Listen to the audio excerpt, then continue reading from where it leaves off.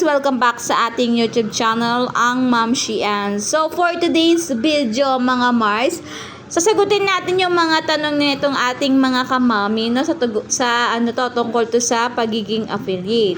Ito yung unang tanong, ang sabi ni Madam Noraiza, totoo?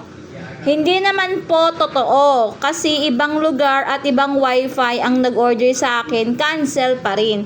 Si seller talagang nagtanggal ng commission.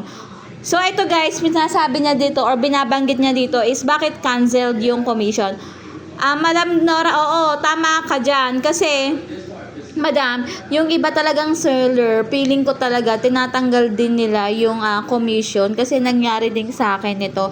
Tapos pwede rin po Madam na canceled siya kasi kinancelled naman or na-cancel yung item, no? So pwede rin 'yon, guys. So kung titignan niyo talaga sa conversion nyo or ang magandang ano diyan mga sis, yung product. Tignan niyo ulit dun sa pinaka-app.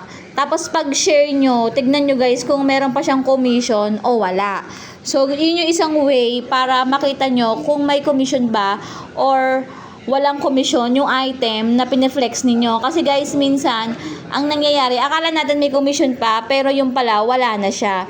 Nakita ko kasi yun nung nagla-live ako, tapos, nag-notif sa akin na yung iba dun sa item ko is walang commission. Parang, nakalagay, di ba, meron ako mga likes product. Yun, nakikita ko doon na dapat, kumbaga, ang sabi ni Orange App na dapat, ang aking i-live is yung may mga commission. Kaya kailangan talaga nyong i-check kung or paano or kung merong commission yung isang items bago nyo i-affiliate. So, eto naman guys, nawalan ka ba ng live stream? Ang sabi ni Madam Myra Alcantara, paano daw mag-appeal? So guys, kung kayo'y nawalan ng live stream dahil may violation kayo, mag-i-email yan sa inyong mga email address na niregister ninyo. Kapag kumontak kayo ng customer service, yun yung natatandaan ko guys ha, disclaimer lang ha. Hindi ko man masyadong tandang-tanda pero medyo alam ko yun, medyo hindi ko siya sure. Para mas ma-sure nyo, kumontak po kayo kay customer service kung paano mag-appeal. Pero ang tanda ko po is nanood ako ng webinar nila and then nag-quiz kami and then pag naipasa mo yung quiz, mababalik na yung inyong mga live stream. Ganun po ako nang nag-appeal, Madam Myra. Tapos, Mami Camille, pwede po ba same product pero iba-ibang seller ang lagay ko sa orange basket? Yes, sis! So, kunyari mag-live ka na, pwede pong iba-ibang product, iba-ibang seller. Basta, ang nasa orange basket nyo po is 100 items only. And, alam nyo po ba yung mga bawal habang kayo ay nagla-live? Bawal pong mag-add ng product habang kayo ay naka-live. Bawal din po ang mahina ang internet.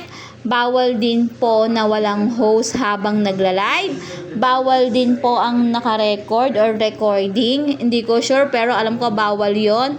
And then guys, bawal din po yung parang kasi nung nag-live ako dati, meron akong violation na abuse of voucher, parang ganon. I-check nyo din yon. Yung mga bawal, isa sa mga bawal, ilan lang yon. So, kailangan nyo po nga magbasa kung ano po yung mga bawal kapag kayo nagkaka-live stream. Kasi po, magkakaroon po kayo ng violation. Yun. Ayun guys, sana may natutunan kayo and don't forget to like, to share, syempre mag-comment kayo. At syempre guys, mag-subscribe kayo kasi 4 na lang, 1,900 subscribers na tayo. So, yun lang guys. Bye!